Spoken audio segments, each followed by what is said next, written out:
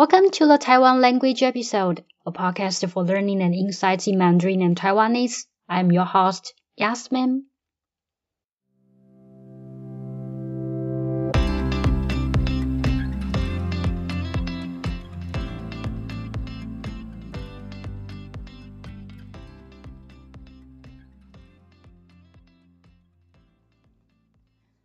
Last year, there was a sand sculpture exhibition in Miaoli.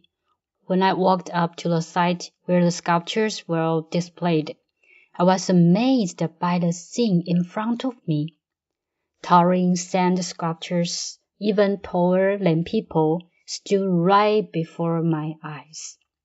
Among them, I noticed two sculptures that looked like mythical creatures.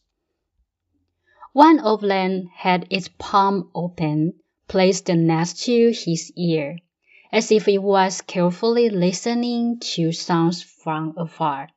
The other had its hand over its forehead, eyes wide open, as if trying to see something clearly in the distance. Can you guess who these two mythical creatures are? Did you get it right? They are Qian Li Yan, aka Thousand Mile Eye, and Shun Feng aka Wind Following Year. In front of the Qian Li Yan, the organizers had a small sign providing a description of the work. One of the companions who helped Ma Zu save people back in the day. The one with only one horn is Qian Li Yan. With his power that sees all, he scouts everything in the world for Ma Zu.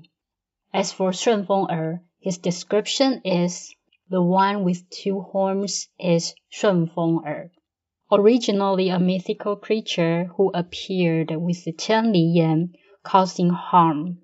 He was later subdued by Ma Zu and became a divine general, with the ability to hear all sounds in the world.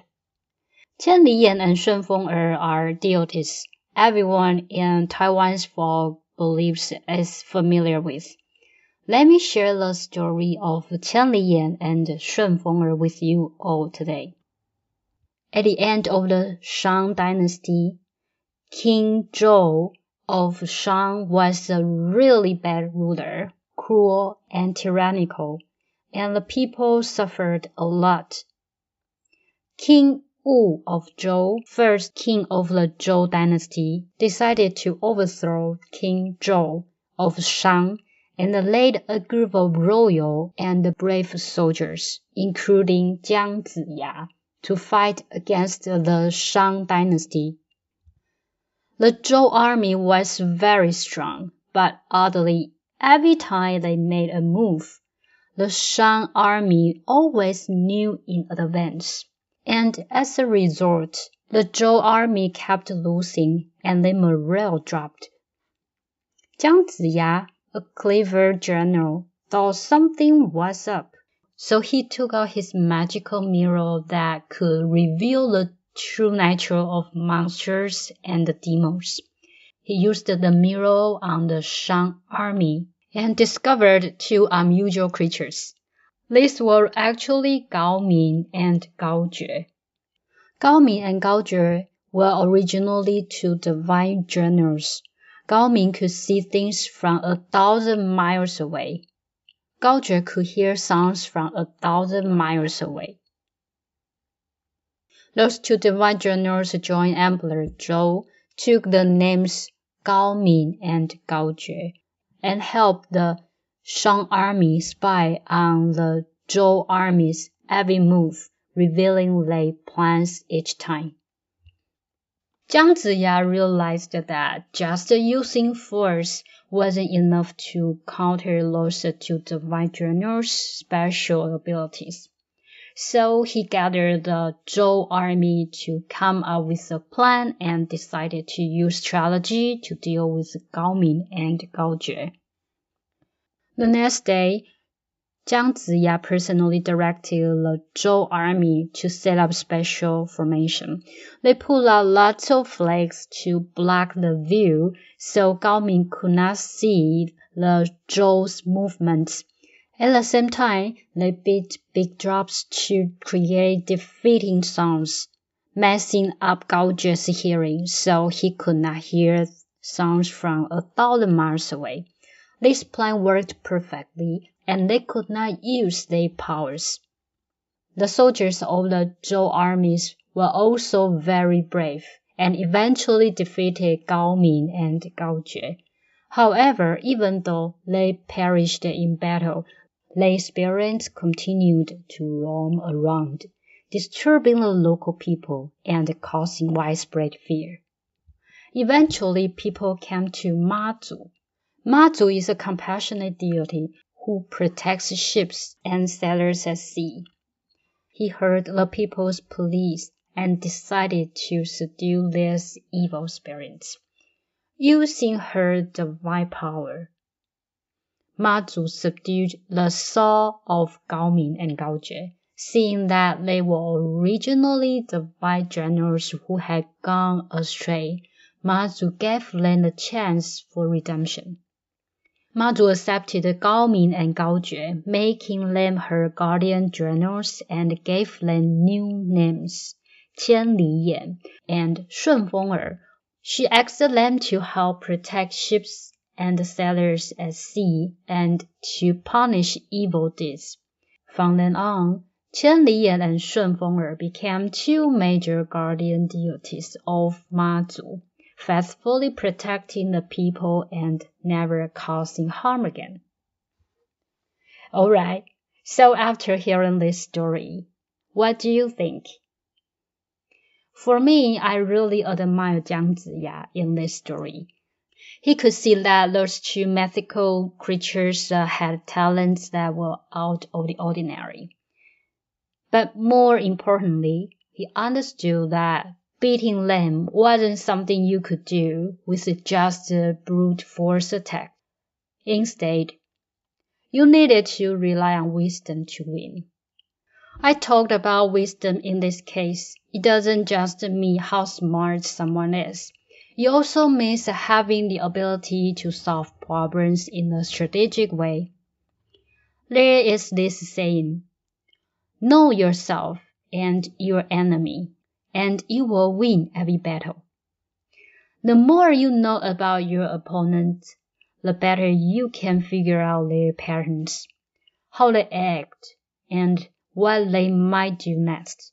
And with that understanding, you can create a plan that's designed to win. Jiang Ziya succeeded because he knew exactly what made these two mythical creatures so powerful. One could hear sounds from very far away, and the other could see things from great distances. So this strategy was simple. Focus on their strengths and take them away.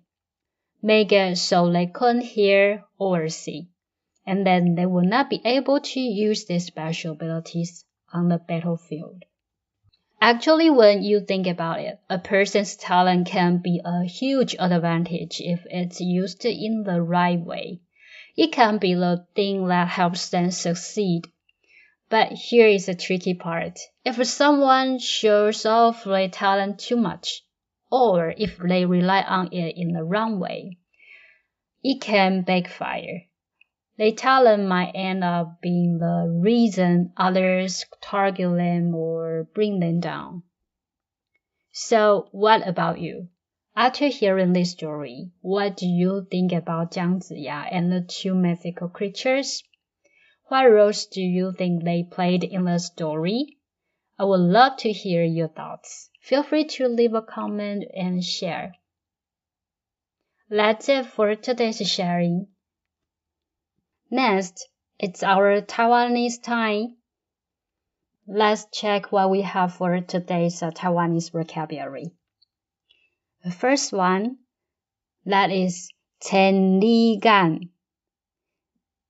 千里眼 literally translated as 1,000-mile eye. In Taiwanese, we say 千里眼. This term represents the ability to see extremely far distances. In Chinese culture, 千里眼 is a deity known for his sharp vision and serves as an attendant to Mazu, the goddess of the sea. 千里眼会当看到足远足远的所在。千里眼 can see very, very far into the distance. 千里眼会当看到足远足远的所在。Next, 顺风耳。顺风耳 literally translated as a wind following ear. This term symbolizes the ability to hear sounds from far away. 顺风耳 is also deity in Chinese mythology, renowned for his keen hearing and serving alongside 千里眼 as an attendant to Mazu. So, 顺风耳听会到足远足远的声音。That means 顺风耳顺风耳 can hear sounds from very, very far away. Next, 妈祖. Mazu is a revered goddess in Chinese culture, known as the protector of sailors, fishermen, and travelers. She is worshipped in coastal regions of Taiwan, China, and Southeast Asia for her compassion, wisdom, and ability to ensure safety at sea. And Mazu, she is gentle and tender. So we describe a woman who is gentle and tender. We say she is 温柔的女性. 温柔的女性, often used to describe someone with a kind, soft, and caring demeanor. Alright, let's review today's vocabulary. 千里眼. 千里眼会当看到足远足远的所在。顺风耳。顺风耳听到足远足远的声音。妈祖。温柔的女性。So that wraps up what I had to share today. Hope you enjoyed today's episode. I'm here to encourage you to leave a 5-star review on your listening platform. Feel free to share this podcast with your friends to help more people discover this podcast. You can also support my work by buying me a cup of coffee, which helps this podcast continue providing learning resources. To enrich your learning experience, I create a study guide in Chinese with pinyin versions. The content comprises a text in both Chinese and Taiwanese with Taiwanese romanization and local phonetic symbols, vocabulary, reading, comprehension questions with answer keys, and extension questions. You can become a member, subscribe to the study guide, and utilize it to preview before the new podcast episode launches or review after listening to the podcast to enhance your language skills. Make sure to check our show notes below for more information. Thank you for joining us, and I hope you join us again on Taiwan language episode. Till next time, bye bye!